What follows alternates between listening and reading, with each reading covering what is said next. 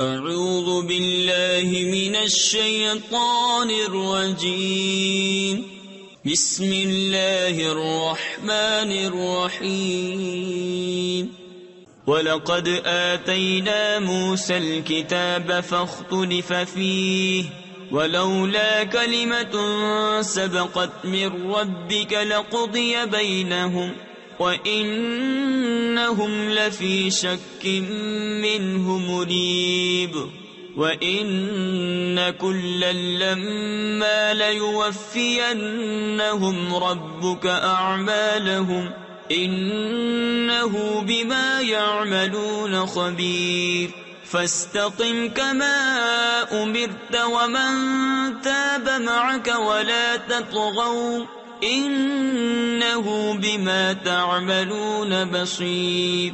اور بے شک ہم نے موسیٰ کو کتاب دی تو اس میں پھوٹ پڑ گئی۔ اگر تمہارے رب کی ایک بات پہلے نہ ہو چکی ہوتی تو جبھی ان کا فیصلہ کر دیا جاتا، اور بے شک وہ اس کی طرف سے دھوکہ ڈالنے والے شک میں ہیں۔ اور بے شک جتنے ہیں ایک ایک کو تمہارا رب اس کا عمل پورا بھر دے گا، اسے ان کے کاموں کی خبر ہے۔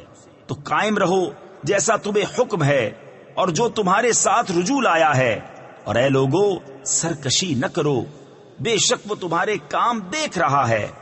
صدق اللہ العظیم۔